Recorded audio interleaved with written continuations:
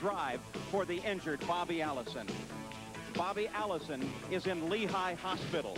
His condition this week has been upgraded from critical now to guarded, but the prognosis is still in question. His son sits on the grid and is with Jack Arute. Davey, with all that's happened here, your thoughts before the start of this race? Well, I'd just like to say hello to my dad, who's recuperating in the hospital in Allentown, Pennsylvania, and say hello to my mom and my grandmother and my grandfather who are up there with them, and all the family out there. That let them know we're thinking about everybody right now, but we're fixing to go out there and try to win this race, and I'll be up in Allentown in a couple of days, so y'all just hang in there. Good luck to you. Thank you. At the front of the field on the pole is Darrell Waltrip, a man who has never won here at Daytona. The cars are started. The engine's all beginning to roar now. They're challenged as Darrell Waltrip and Kyle Petty on the outside of the front row begin to roll out. 42 stock cars ready to challenge one another at Daytona. Hello, I'm Paul Page, and these 42 drivers face a myriad of challenges beyond the 400 miles on the high banks of Daytona International Speedway. One of those is a restrictor plate. It's a device placed on the engine by NASCAR to reduce horsepower, reduce speed, increase safety, and make it for greater competition. Now, Johnny Rutherford, three-time Indianapolis champion, a man who won the very first NASCAR race he ever drove. They have slowed the cars down. Well, they have, Paul. The engine builders tell us it's cost them 200 horsepower. The stopwatch tells us it's cost the cars 17 miles an hour. And anytime you slow the cars down, it puts them closer together. The driving chores in the cockpit are a lot different. You have to be very selective in the moves you make. When you pull out of line to make a pass, you've got to be sure you have the momentum to get the job done, or you could slide back in that line until you're far back in the pack and have to work your way back up, and that's quite a job. You make the move. The decision had to be right. Now, there's a race within a race here, because at the midpoint in the NASCAR season, the Winston Cup points leader will earn an additional $150,000. That'll be awarded at the end of the race today. Now, two men are fighting that battle right now. Rusty Wallace leads the points, followed by Dale Earnhardt. They qualified with identical qualifying times. Earnhardt will start on the outside of the 9th row, and Rusty Wallace on the inside of the 10th. On board the number 90 car of Benny Parsons, you're looking over his shoulder, the 28th starting position. This camera mounted in the Don Levy Ford. We'll watch from here as well. So let's take a look at the starting lineup for the Firecracker 400 miles, 160 laps. His first pole at Daytona, Darrell Waltrip. Looking back through the field, Bonnet, Parsons, Marlin, and Shepard make up the 4th row. The interesting thing about this field, as we look at Baker and Bodine and Hillen sitting in the 5th row, is that there are a number of very big names sitting well back into the field. Richard Petty celebrates his 51st birthday here today. Patty Moise is the first woman to drive at Daytona in over 10 years. And way back at the back, because he was late for the drivers' meeting this morning, scheduled to start 18th, A.J. Foyt, but he will start 42nd. The field now moving toward turn number 3. Yes, A.J. was late because he had been to Cleveland to qualify for an IndyCar race, and he was late getting back, didn't make the drivers' meeting, and the rule is you've got to go to the back. 42 cars are vying for a purse of $549,000. And, of course, that extra $150,000 to the points leader at the end of this race, the halfway point in the Winston Cup season. Now, the field under control of the pace car, moving off of the 4th turn. Darrell Waltrip, Kyle Petty making up the front row. Kyle Petty certainly looking for a win here in that Wood Brothers Ford. Excellent starting position. Every time they put the car on the outside of that front row, they seem to do very well at Daytona. Pace car peels off now. Starter, green flag in hand, checks the field over, looking for a green flag. Green flag flies. Waltrip jumps into the lead, filed by Petty as they run into the first turn. Second row stays aligned. Waltrip pulls out a bit of a lead there, and a surprising lead for this early. Well, it is, Paul, because he did get the jump on the start, and that puts him in a very advantageous position now, because if he can get out and break the draft, then he can run by himself and hold his own. So Waltrip comes to the backstretch. Already pulling out about a 6-car lead. The battle is for second place as Kyle Petty tries to hold off the challenge. You can see someone there trying to find a place in line to get back in, because if you don't, you go way back to the tail end. The key to Daytona, of course, as the field closes now down on the back of Waltrip's number 17, is the draft. If you can pull the draft, then you can win here. It is a critical factor. As now down to the inside, making his move for second place is Phil Parsons. And Parsons slides into second. As they come to the stripe, Davey Allison fell from 3rd to 9th in that first lap, and John, that is probably an example of exactly what the problem will be if you get out of the line of that draft. Yes, it is. If you don't stay in line and stay in that freight train, you can move clear to the back, and Davey Allison just experienced that. On the backstretch now, Darrell Waltrip, number 17, followed by the 55 car. That's Phil Parsons running in second place. Into the high bank, 31 degrees of banking at Daytona International. And back at the back of the field, one car beginning to lose an engine and a spin. Darrell Waltrip leads him to the stripe. 2 cars tangle, one of them Yarborough. Now several cars involved as we've got a melee coming off of the 4th turn. It began when one car started to have an engine go at the conclusion of the lap as he entered turn 4. Watch again the upper right-hand corner of the screen as Kulwicki spins in his own oil. And he gathers up Cale Yarborough, has a flash fire, goes across, narrowly missing one car, slamming into the wall, but gathering up Benny Parsons. Kulwicki then careens off of the wall, slams into 2 more cars, gathering them up in a tremendous chain reaction accident. And in Benny Parsons' car, our onboard camera rides through this accident. Here you can see Benny pulling to the inside, waving to the cars to slow down. He sees the smoke. Suddenly, there are cars going everywhere. He gathers up Cale Yarborough. Kulwicki, he hits him very hard there, slides across, doesn't realize he's out of control yet. You can see the engine dead light on the instrument panel. He tries to pull the car back. Now he's watching to make sure no one else is going to gather him up. And he reaches down as if he'd like to get that car started, but it does not appear that that is to be. So a major accident here on lap 2.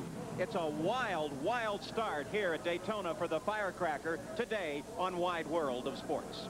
A 6-car chain reaction accident. Let's go down the pit area. Jackaroo. Well, Alan Kulwicki, it was a short day for you. What happened? Very short. We blew the engine in the Xerox Amoco Ford Thunderbird going in the 3rd turn, and I almost had it saved, but finally the oil and water got on the tires, and it spun around. A bunch of cars behind me ran into me, and it wrecked my car pretty bad and several others pretty bad, but fortunately the most important thing is it looks like nobody was hurt. You just came out of the infield infirmary. Benny Parsons, Cale Yarborough in there. Did you get a chance to talk to them? I didn't see Benny, but Cale's fine and Brett's fine, and I think Benny is. You know, like I said, the only good thing is that nobody got hurt. Paul?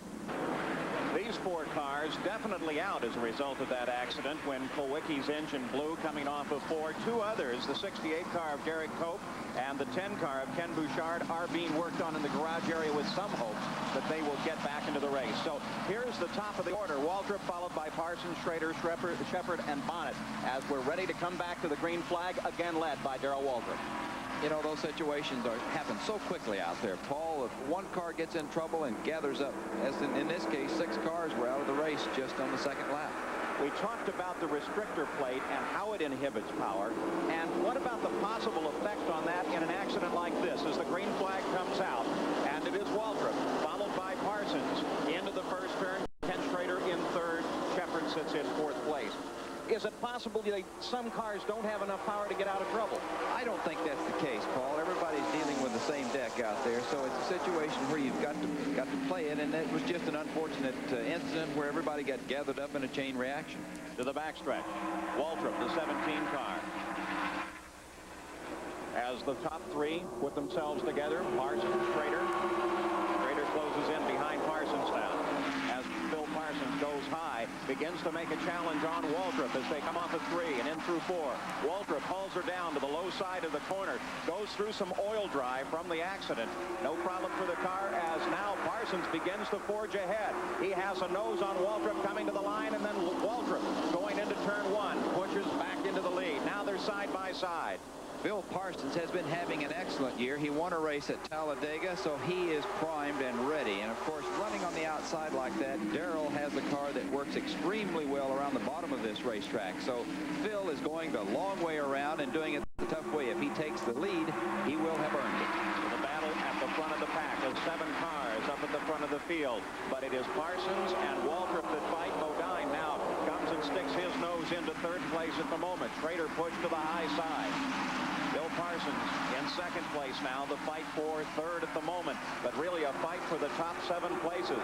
As once again, it is Parsons that is able to put a nose just ahead of Waltrip at the line, but then the momentum carries Waltrip ahead in the 1st turn.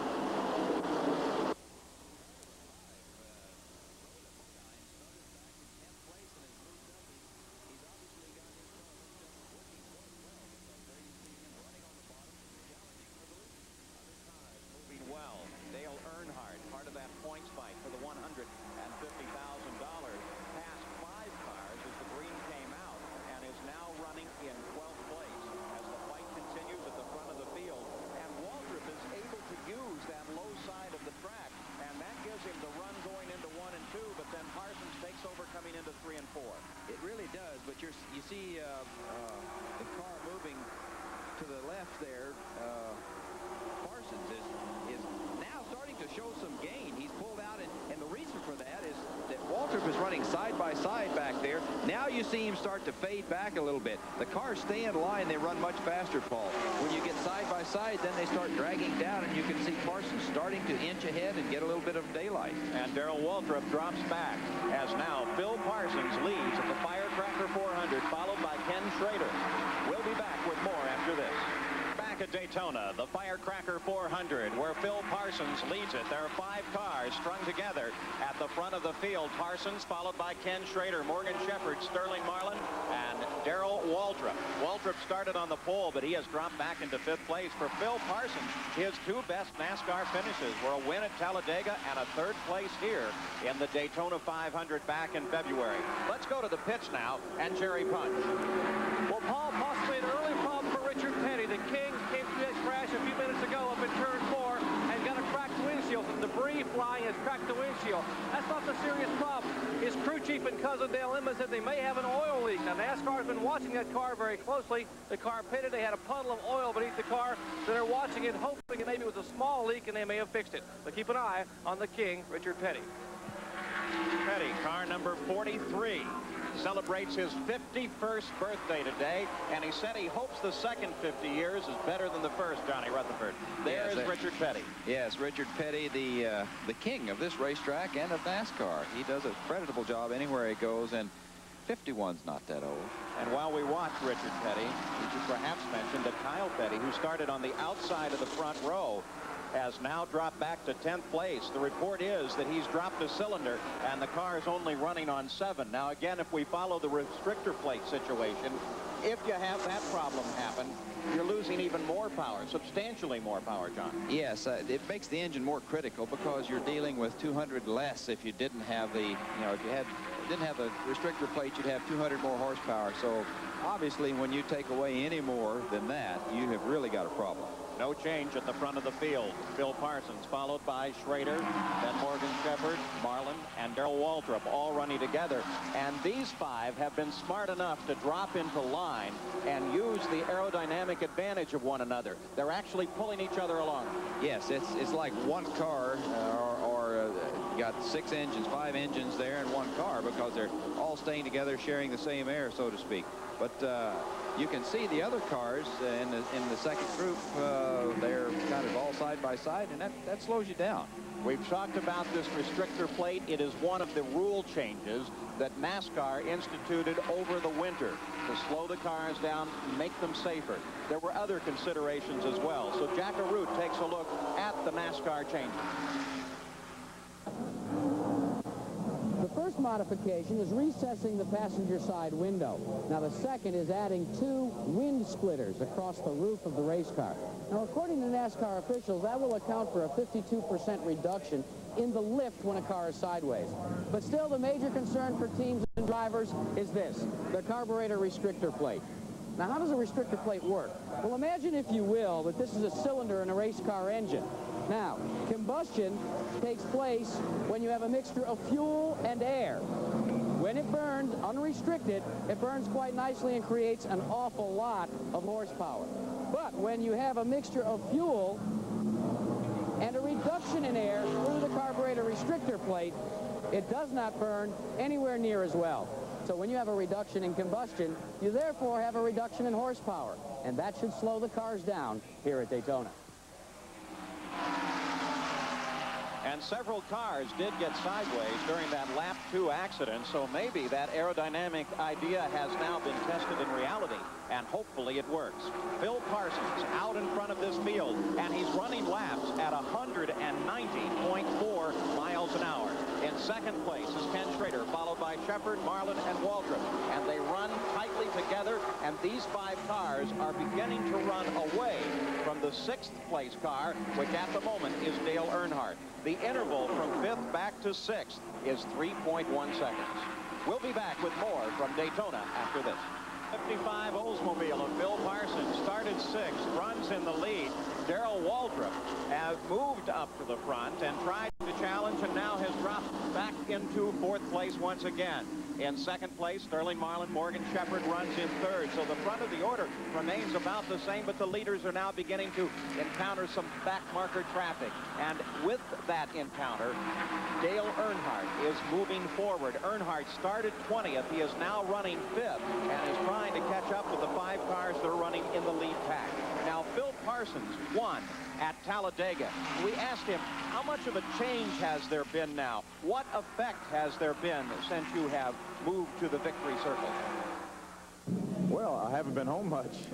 It's been pretty hectic, but I got home a couple days after the race, and my wife said, "You want me to answer the phone for you?" And I said, "I've been waiting 25 years for this phone to ring. I want to talk to everybody who wants to call." But no, it's been really great. And now Dale Earnhardt has moved up into 4th place. So Earnhardt, a key figure in that points battle, started 20th, has moved to 4th. Rusty Wallace, who started 19th, is now running in 15th place. It's clear that Dale Earnhardt has a strong race car today, as he always usually does at this place. He's moving quite well. I'm surprised Rusty Wallace hasn't made more of a move, but he's been caught back in a slower pack.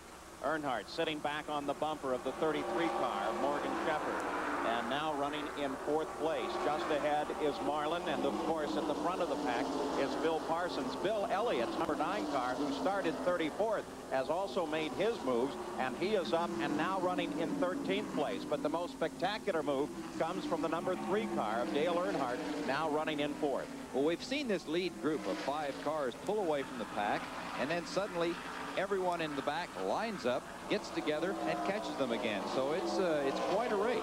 And exactly what you suggested at the start of this race, John. You have to be very careful where you make your move. Now Marlin moves around Parsons and is able to move there without any problem at all. We'll be back with more from Daytona right after this. Marlin's still the leader in 44, but now the challenge comes from Earnhardt, as Earnhardt in that black number 3 moves down on the inside, Marlin to the high side, and Earnhardt simply blows him away, and now Earnhardt moves into the lead of the Firecracker. We'll be back for more of the Firecracker later, but now to Al Trotwig in Oslo.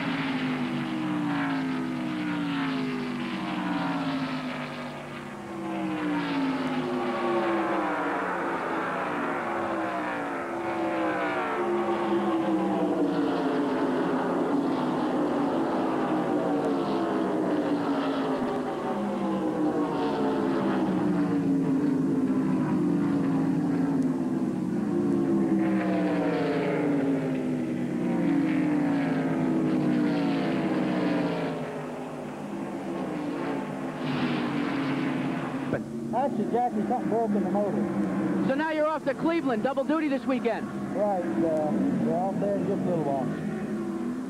He said he broke a cylinder. He's going to back this car up, and then he's getting on his Learjet, and he's going off to Cleveland to run in the kart race tomorrow. Gentlemen? I hear you.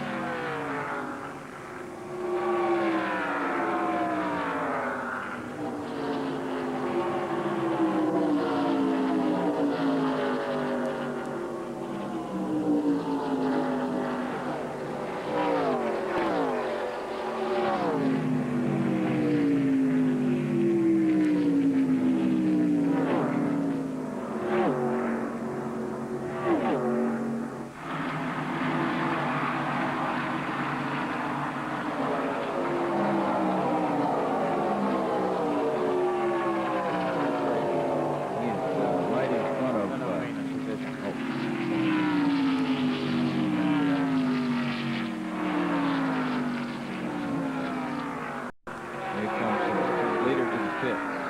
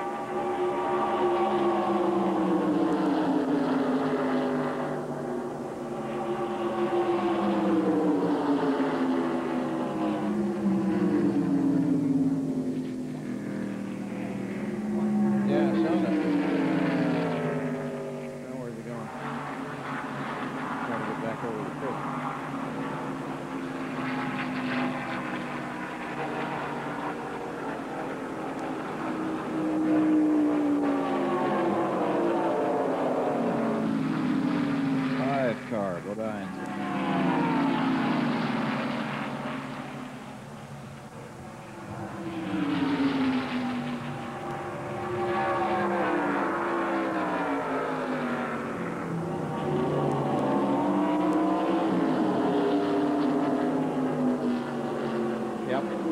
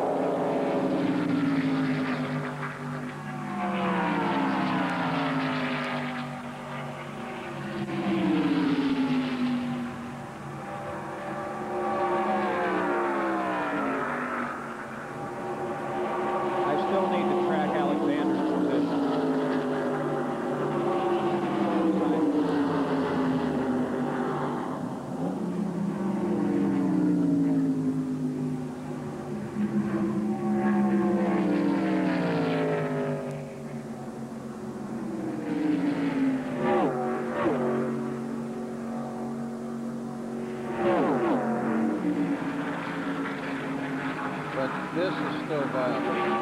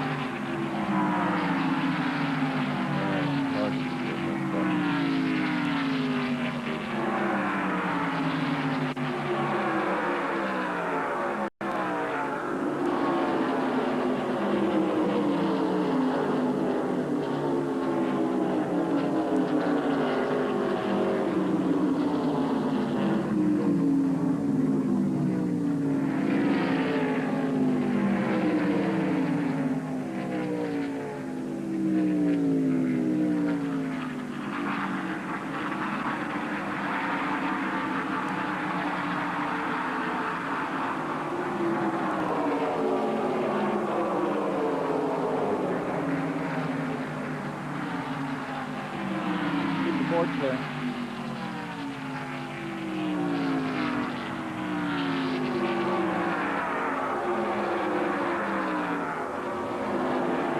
Back at the Firecracker 400, I'm Paul Page with Johnny Rutherford, Jack Arute, and Jerry Punch. Rick Wilson now runs in the lead. We've had 2 series of pit stops, one just after 100 miles and just a tick after 200 miles. Earnhardt sits back in second place now, followed by Shepard, Schrader, Marlin, Rudd, Waltrip, and Parsons. As we take a look at the cars out of the race, remember that lap 2 accident took several cars. A.J. Foyt, who won his first NASCAR race here, retired on the 75th lap, and Allison has been suffering problems with his engine on his machine. The race at the moment, 99 laps are complete. We've had 8 different leaders and 15 different lead changes. And that single caution period started at lap number 2 with that multi-car accident involving 6 different cars. And the good report is there were no injuries in that accident. Again, the safety prevails in NASCAR. And we indicated that Davey Allison pulled into the garage area. Let's go down there now. Jerry Punch.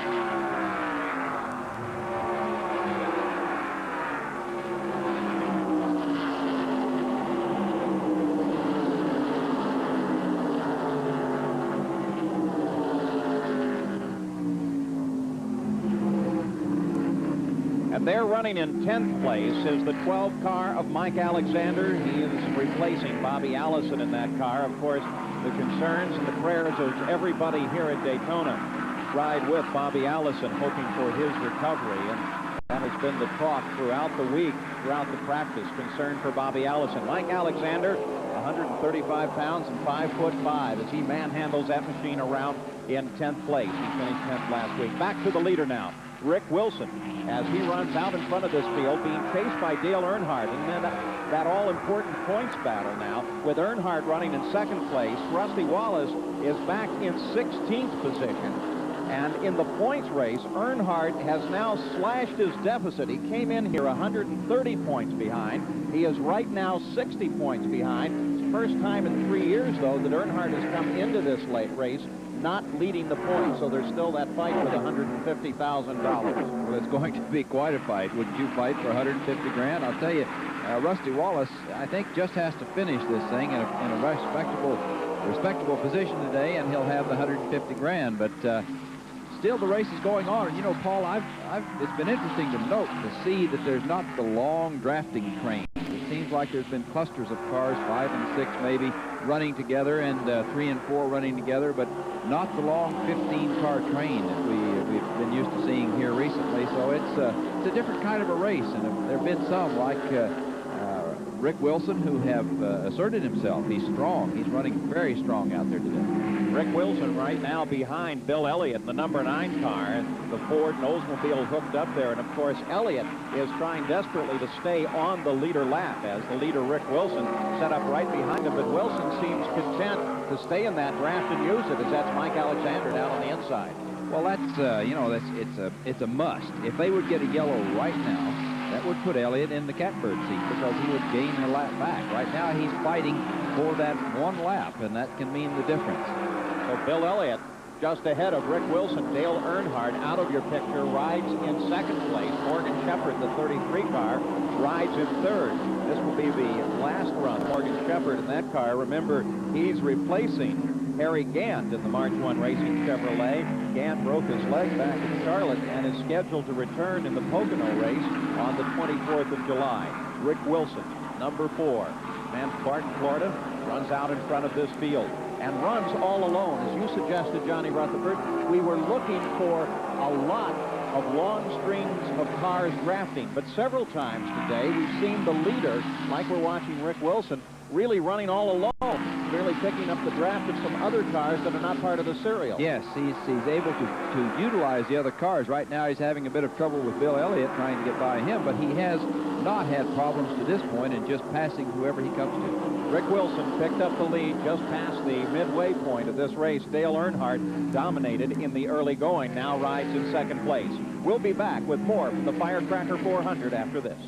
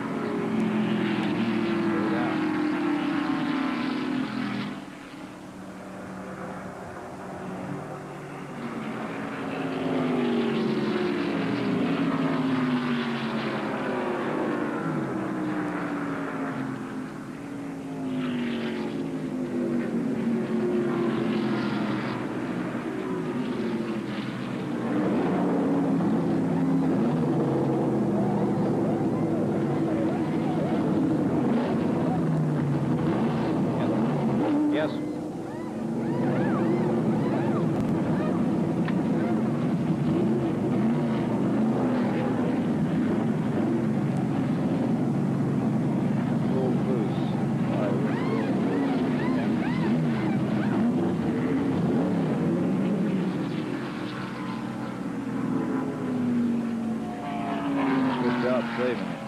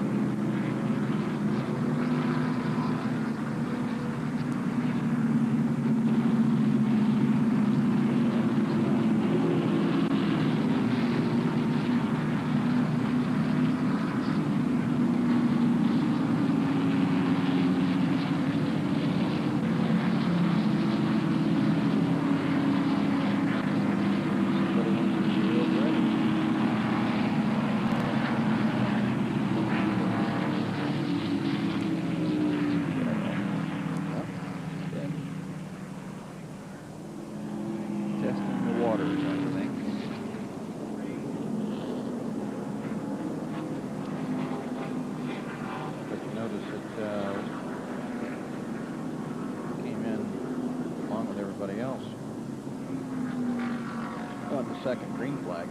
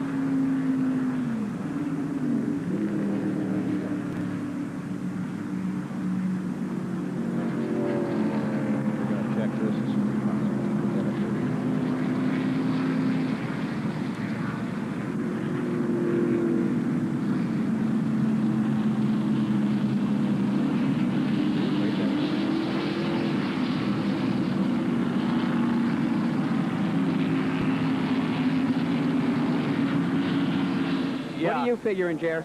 Well, I just talked to Childers. He said they can go 48 laps maximum, and depending upon the caution, they're really gambling. They know they can go 48 laps. They pitted with 50 to go. Well, and here's what's going on here. That's why Wilson's coming back in to top the tank. They figured it out, and they were off by 1 lap. Well, Earnhardt's going to gamble.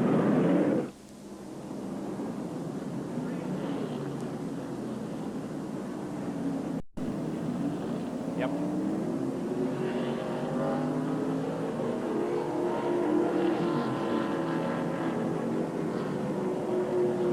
We're back at Daytona International, the Firecracker 400. Under yellow, Dale Earnhardt is the leader.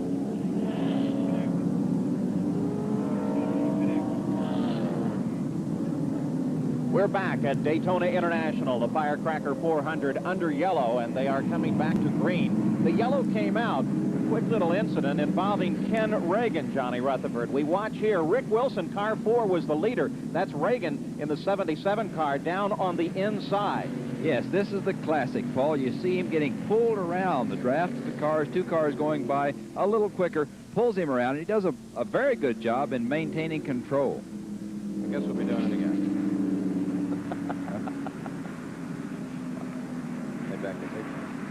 We're back at Daytona International, the Firecracker 400. Dale Earnhardt is the leader of the race. The yellow is out. This is the second yellow of the day, and this was the incident. Rick Wilson in car 4 was the leader, but keep your eyes on Ken Reagan, number 77, down on the inside. Yes, you can see this is the classic, Paul. 2 faster cars passing a slower car. They get the draft, pull him around, and he does a marvelous job in saving the thing. He finally gets down onto the apron, slides. The tires are blowing out at this point. The car is sliding, but he keeps it out of the racing groove.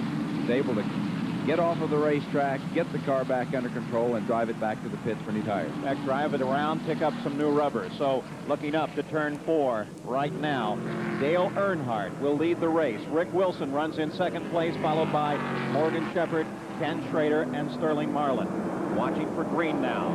Earnhardt sitting to the high side as the pace picks up, and Earnhardt now charges out in front and far the lead. Now remember, Earnhardt is concerned not only with a checkered flag here, but he is concerned with that $150,000 in the Winston Cup points fund paid at the halfway point of the season. Johnny Rutherford, as we watch Dale Earnhardt, that number 3 car, the question seems to be one of fuel. Can they make it to the end of the race with the fuel that they've all picked up? Well, that is the big question. And we saw Rick Wilson make a pit stop on the last lap before this green came out to try to top his tank off to have as much available to him as he possibly could when the green came out. You notice the cars lined up 2 abreast there. The outside line are cars on the same lap. The inside line are all cars that are 1 lap or more down for the rest of the pack. So that's why we see them. Now we can see Labonte there racing on the inside, so he's obviously not running too badly. Labonte, Mike Alexander down on the inside. They are running off the leader pace. The leader is Earnhardt. He is followed by Schrader. And then battle goes on for 3rd place as Waldrop and Marling were fighting there for a moment. Now we're going to see that long drafting train start developing, because these guys at this point, this late stage of the race, will utilize that draft to try to save just a little bit of fuel if they can, and to be able to maintain the leader in sight so they can make moves, and it will make it very exciting when they get down to the very end of this race. So Ken Schrader now chases Dale Earnhardt, and on the last lap he was up real high as he tried to get up behind Earnhardt. Kenny Schrader running in 2nd place, Earnhardt in the lead, of course, and that is a Chevrolet and a Chevrolet. It's interesting that drafting has become such an art, Johnny Rutherford, that they now even calculate which car they would really rather run with. What make a car and what combination makes for a better draft.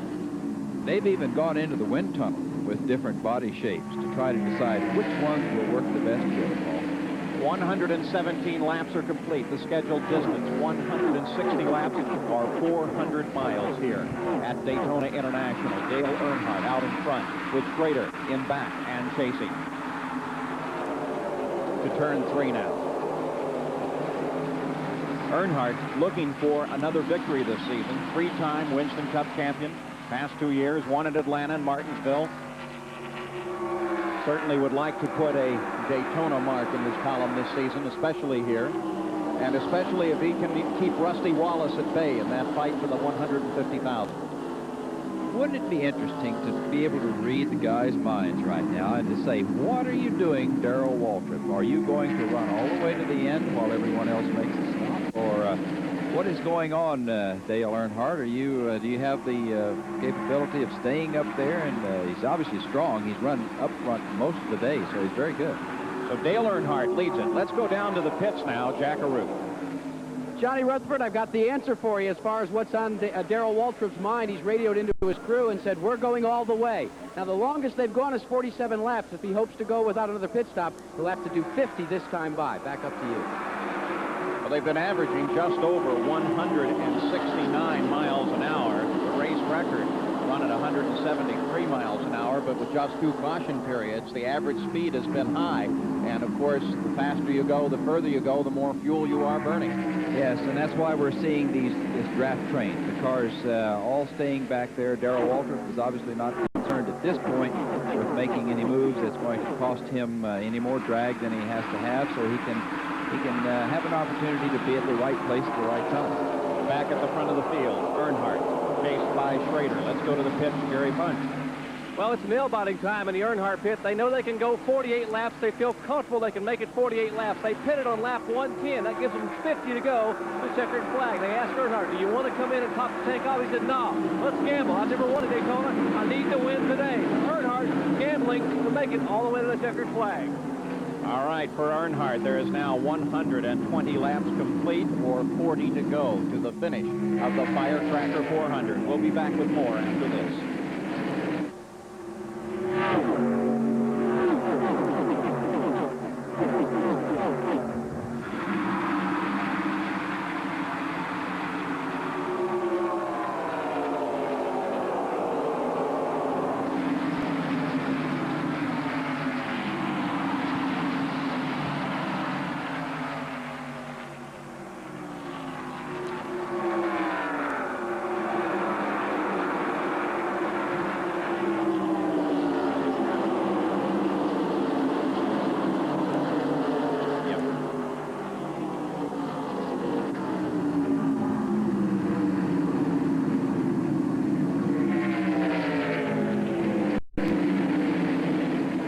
Understand why Rick Wilson was stopped at the head of the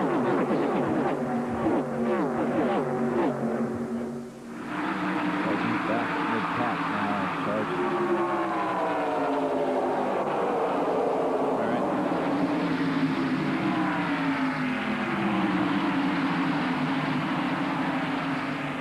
ISO Rick Wilson needs a little movement.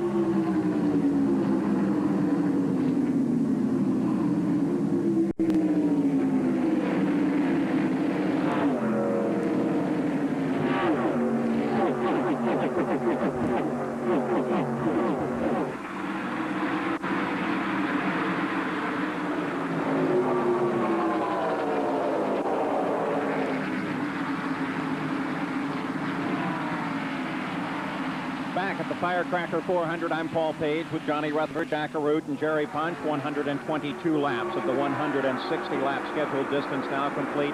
We've had 17 different lead changes among 8 different men. 2 caution periods. Big melee on the second lap. that took out 6 cars, and then a quick little caution period when Ken Reagan spun while running alongside the leader at the time, Rick Wilson. But fortunately, Reagan kept the car under control down across the grass, didn't hit anything, and in fact got back into competition. Dale Earnhardt is now leading the 25 car of Ken Schrader. 2 Chevrolets out in front of this race, and then an interval back. Third place is now Phil Parsons, then Sterling Marlin, Darrell Waltrip, and Bill Elliott running together on the track. But the fight is for the lead, and the question is gas. To have enough on board to make it to the end of the race. Well, we've now polled everybody at the front of the field, and they all say that they're going to try and run to the end. So they're going to take the gamble, especially Earnhardt, who has never won here.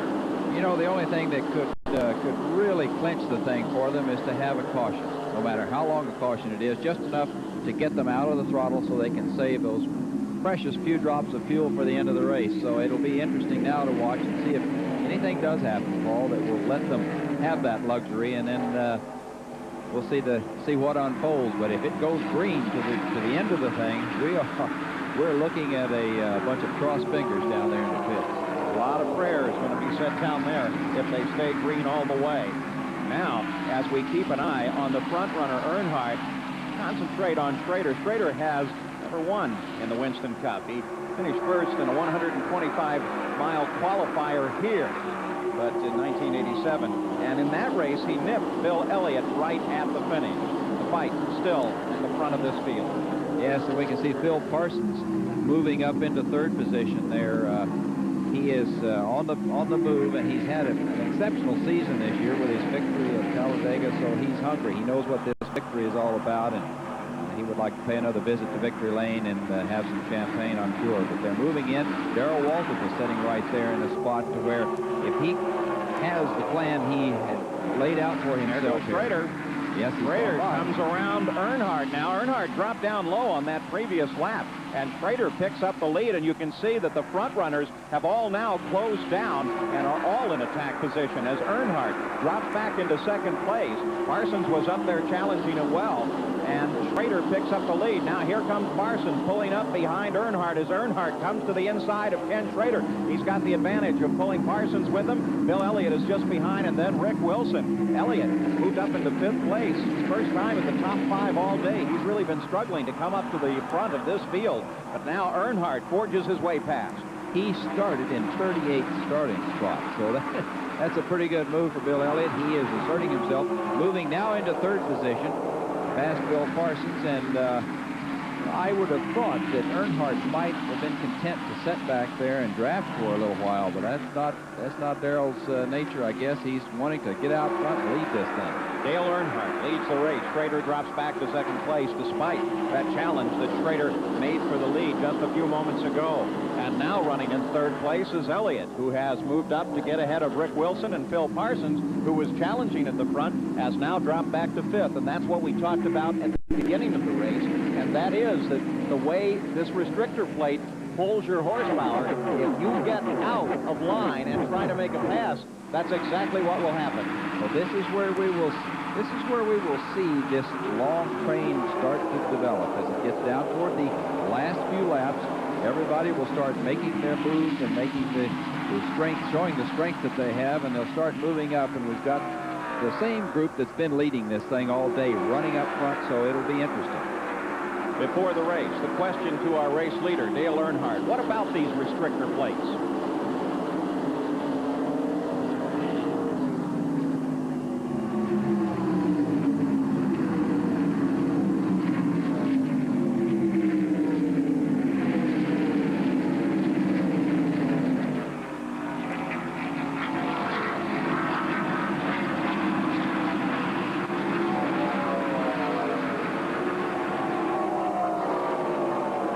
For 2nd place as Bill Elliott comes up to challenge Kenny Schrader. Elliott down on the inside. Rick Wilson is sitting there trying to decide which one he's going to draft as the challenge now comes for the lead. Elliott down on the inside. That's Schrader just behind Earnhardt.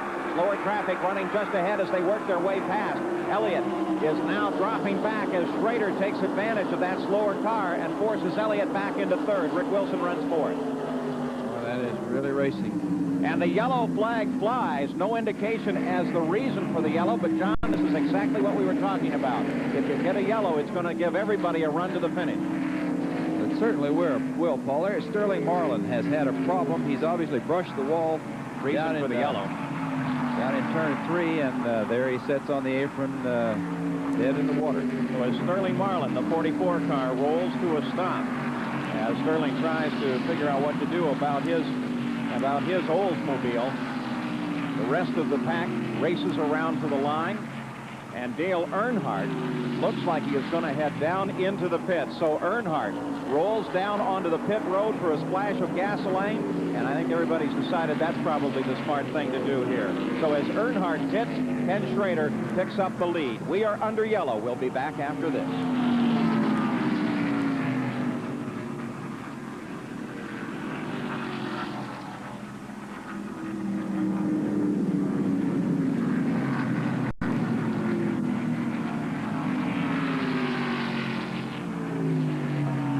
Taking on long stops, 4 tires.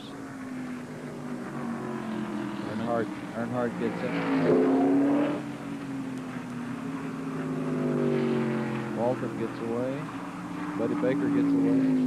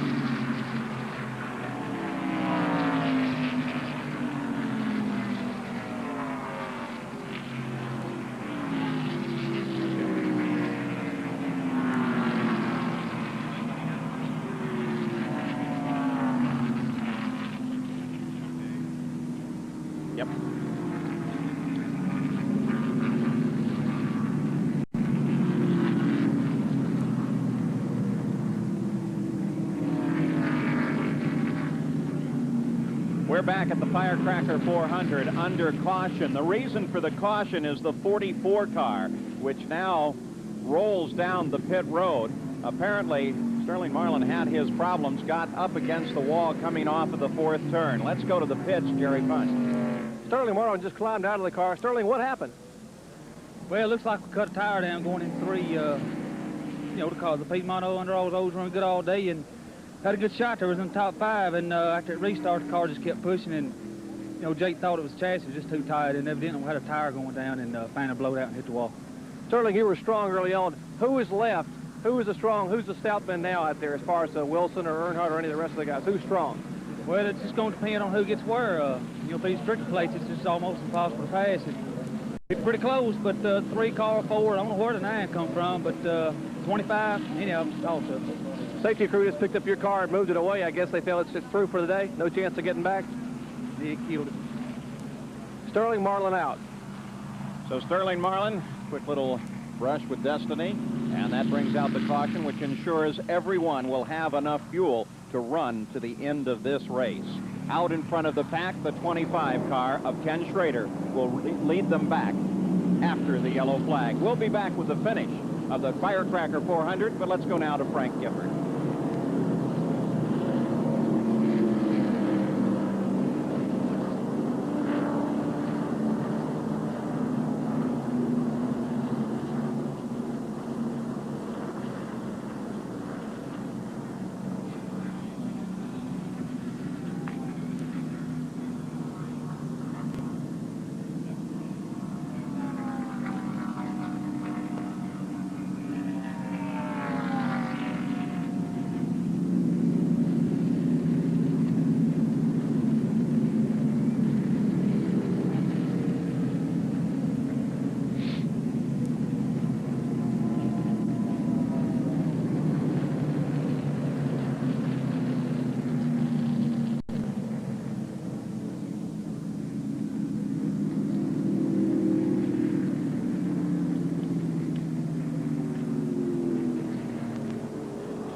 lap was that?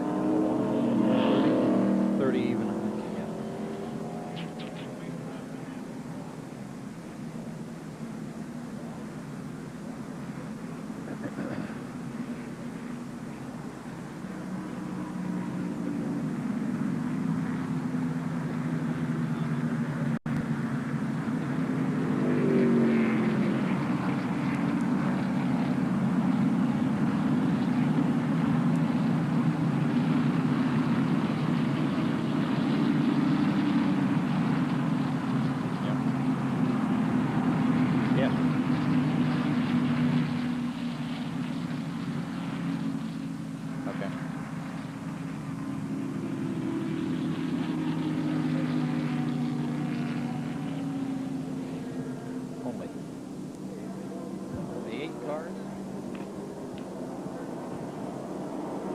Cars on the lead lap.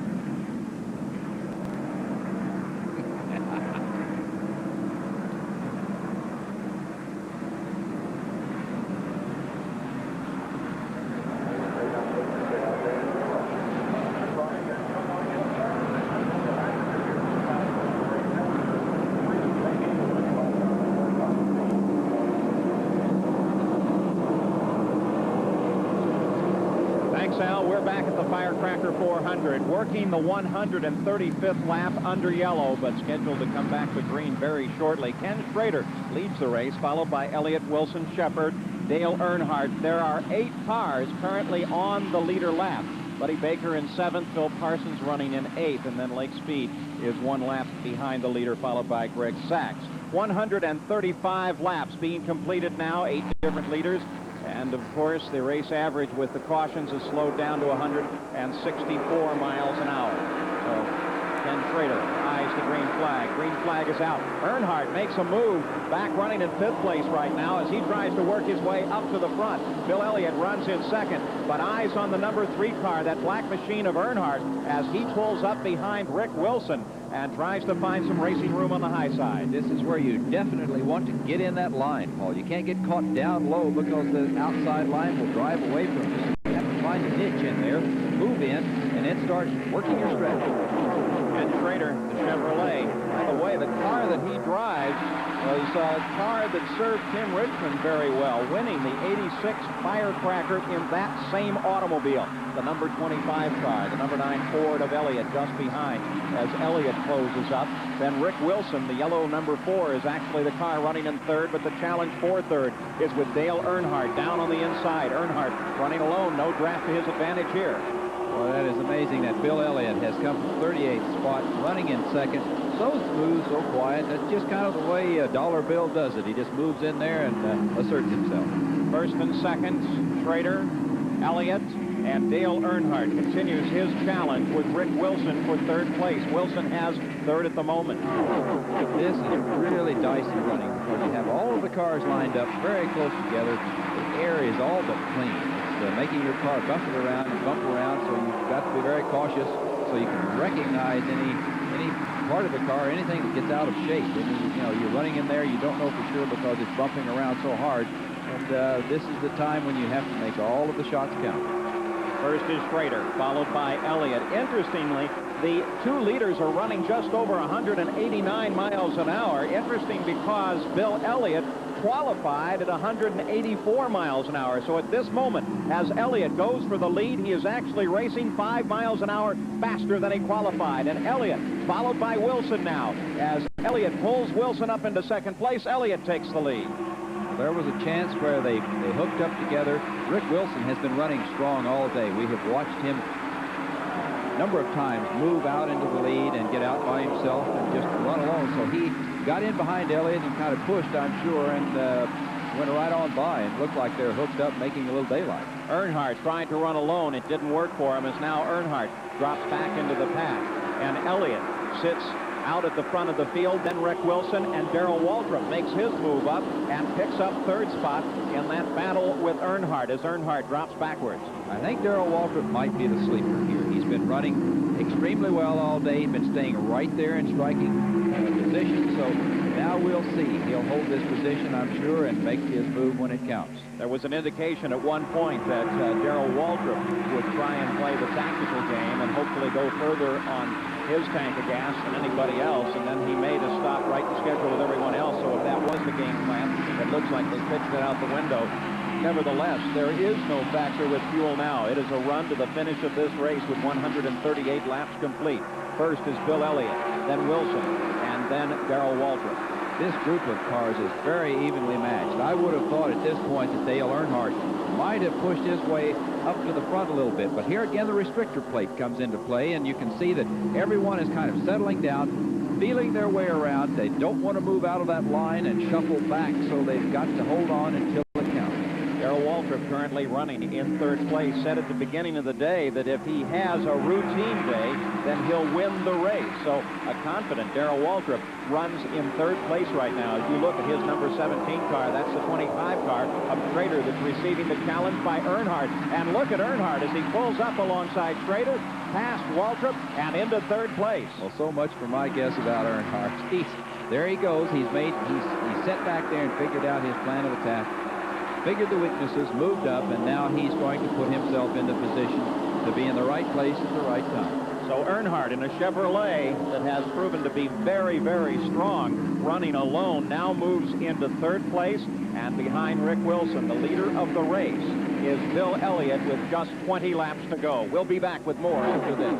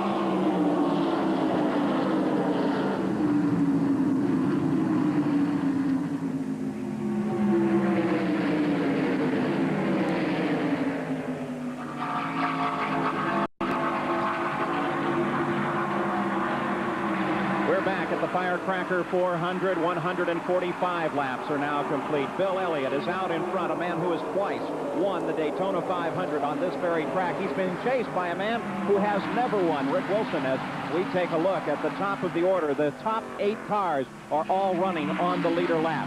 And there you see the number 9 car of Elliott leading. In third place now is Dale Earnhardt in number 3 as he's moved his way around Darrell Waltrip, and now Phil Parsons fights with Waltrip for 4th place. The fight on the course is at 4th position. 1st, 2nd, and 3rd running a string. There you can see Phil Parsons making his move, not quite getting by. He needs help from that guy behind him to kind of push him on by Waltrip. But now they're going to start getting into their positions. The stage is set. They have to move into the right position to be able to go for it. With the restrictor plate, that's not very easy because you can only gain inches at a time. Ken Schrader sits up right behind Parsons. With that restrictor plate, the script would have been that one waits until the absolute last moment, the last corner of the last lap, and then darts out of the draft and moves past the car in front of him. But you don't have that kind of power anymore, so you've got to get up and get into position early and decide where you're going to make your way. I think that's why, Paul, we've seen Bill Elliott make his moves. He might have done the right thing and just making the moves, getting to the front, taking advantage while everyone else was kind of thinking about what they were going to do. He moved out there, and he might well stay there till the end. Bill Elliott wins this year, looking for a win here in the Firecracker. 2 wins at Daytona, 25 in his history with the Winston Cup. And keep in mind that Rusty Wallace still runs back in mid-pack, but still has the points lead at this point. Dale Earnhardt would love to get up into the front of the field. Wallace is 14th. Earnhardt is running in 3rd place right now, and whoever has the most points among those 2 men at the conclusion of this race will be $150,000 richer. Bill Elliott, number 9, is Ford out in front. Rick Wilson, the Oldsmobile, runs in 2nd. Earnhardt, a Chevrolet, runs in 3rd, and there you see Waltrip, another Chevy, sitting just back in 4th. Bill Parsons has stopped his attack on Waltrip. He's kind of moved into the line, waiting to see what will develop, because, like I say, at this point, inches is all you can gain with the restrictor plate. The car, it's very exasperating because you sit out there running in that line, you've got to wait for the right moment. Wait till someone slips or something happens to start a chain reaction down the line to where the guy just cracks the throttle back. When he does, you can take advantage of him. But right now, that is a stalemate. I'll tell you what, on board that 2nd place car, Rick Wilson has to be a very happy man at the moment, despite the fact that he's not in the lead. He is in striking position, and he has never been this far up toward the end of a race. His best finish has been 7th 3 times. Now, with 10 laps to go, he's sitting there in 2nd place. He's got to be happy with his position. But the key position at this race is, of course, Bill Elliott, number 9, out in front. Wilson is 2nd, Earnhardt is 3rd. We'll be back with more after this.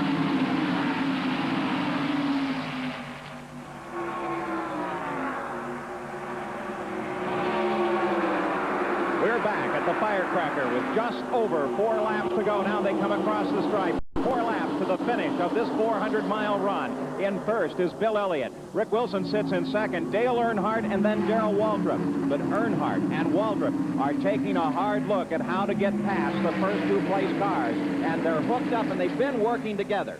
Yes, we've seen Elliott move down low to the bottom and Waltrip move in right behind him. So they may be thinking of a draft situation to try to push each other, take each other by the lead 2 cars, which is going to be a tough job because Elliott is certainly showing more than he has all weekend as far as practice and qualifying.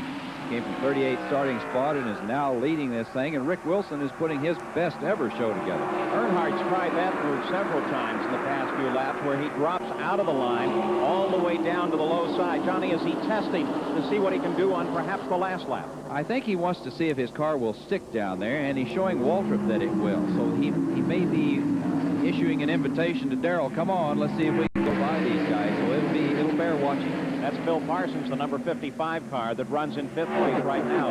Rick Wilson is glued right on the back bumper of the leader, Bill Elliott. Wilson, with 10 laps to go last year, was in this position, 2nd place, but then crashes in the final lap took Wilson out of the running. I'm sure that's going through his mind as well as he chases Bill Elliott. Again, Dale Earnhardt comes down on the inside and takes a look at running in the low groove. We can see Darrell has dropped back a little bit there, but I don't think it's any problem. He's just kind of coasting, seeing where he'll fit in. They may be getting ready to make their move. They're going to have to do something here if they're going to pretty quick. 4 times in history, the lead has changed on the last lap at the Firecracker. Will it happen again this year? Elliott has run a good race, and of course he has victories here on this track. So Bill Elliott out in front with the help of Rick Wilson. Elliott started 38, now runs in 1st place, and is he looking at a win in the Firecracker? Well, the spoiler could be the combination of Earnhardt and Waltrip, as here comes Earnhardt in 3rd place, car number 3, down on the inside once again. And again, Waltrip lays back just a bit and stays out of that pull. Out in front, Rick Wilson, look at him. He maneuvers right behind Bill Elliott. I think he's going to have to stay right there if he has a chance. White flag is out, 1 more lap, so now's the time, the last lap. If anybody's going to do anything, this is when it'll happen. The guesswork is over. Wilson moves down out of his more familiar position of directly behind Elliott, tries a little bit on the low side. Remember, too, that depending on where they place their car relative to the car in front of them, then they can actually affect the handling of that car in front of them by spoiling the way air is coming off the back of the car. But look at Earnhardt. Earnhardt closes up behind Wilson and then has to fall back as Wilson makes his move down to the inside. He is alongside Bill Elliott. Wilson alongside, pushes a nose just ahead. Will this be the first victory for Wilson? Elliott is alongside now. Elliott forges ahead, and Elliott with a nose just ahead of Wilson at the line as they touch. Coming across to finish this race. Elliott wins the Firecracker with Wilson in 2nd place by inches. Well, there was experience against youth. You saw Rick Wilson make his move. He did it a little bit soon, and Elliott still had the momentum he knew to be able to come up on the outside and pick him up by just a couple of feet at the finish line. What a finish. Ernie Elliott and the crew, I think, somewhat uncertain as to how the finish actually occurred. But it was Bill Elliott out in front of Rick Wilson. Earnhardt finishes in 3rd.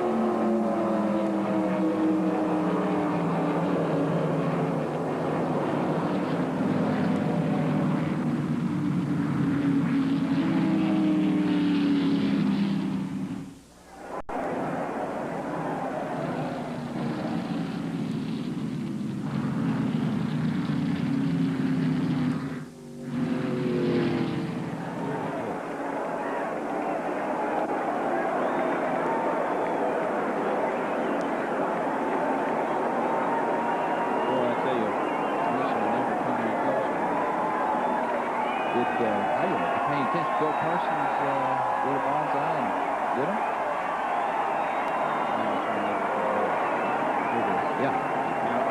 Yeah, he did. Look, Phil Parsons got it to him. Look at him touch there. No. Door handle. Good. Which is right. He's posting different stories. Yeah.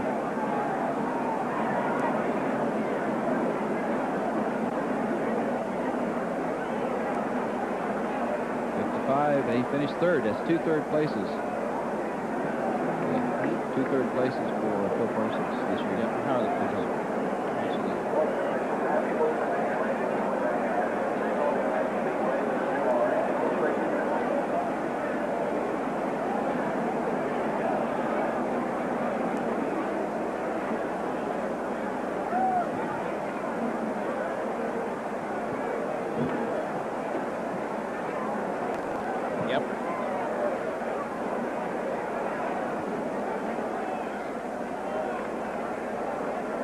Let's take a look at the finish one more time here. That is Rick Wilson on the inside to the right and Bill Elliott to the outside. Coming to the line, Wilson had it, and then Elliott just inched ahead at the line. At the same time, Parsons won the 3-way battle for 3rd place. Now, let's go to winner's circle to talk with Bill Elliott. Here's Jack Arute.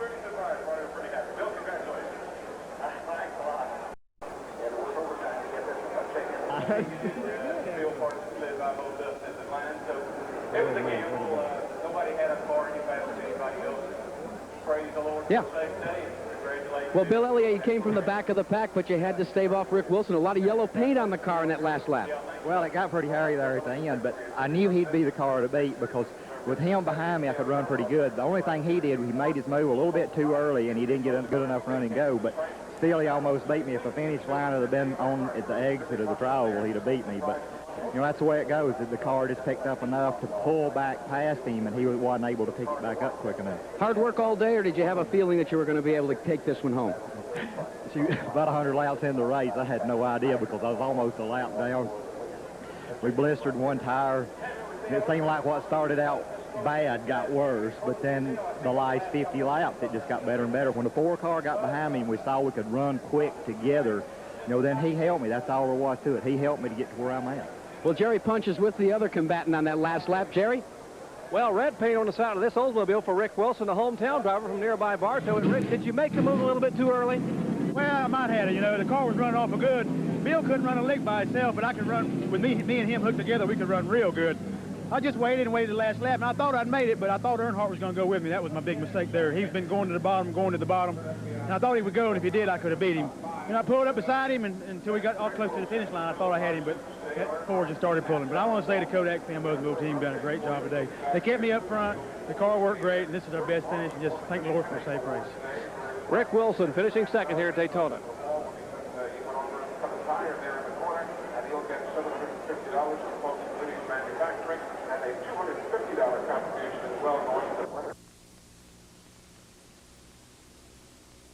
Yeah, it's not as much fun to come to Daytona and race as it used to be. Restrictors, there's too much controversy in them. They're, you know, some people maybe getting by with something, maybe not. NASCAR says they're not, but you know, there's always room to cheat there or let somebody by with something. If they's all racing the same thing, open competition type thing on the motors, it'd be hard to cheat. Just ever who got the best motor would run. So, you know, I'm really not for the restricted plate. It's not no fun racing the cars with them on there too. His 26th Winston Cup race, followed by Wilson, Parsons, Earnhardt, and Waltrip. There were 21 different lead changes among 9 different drivers and 3 cautions for 17 laps. Dale Earnhardt actually led the most laps, 52, but Bill Elliott was in front at the finish of the race.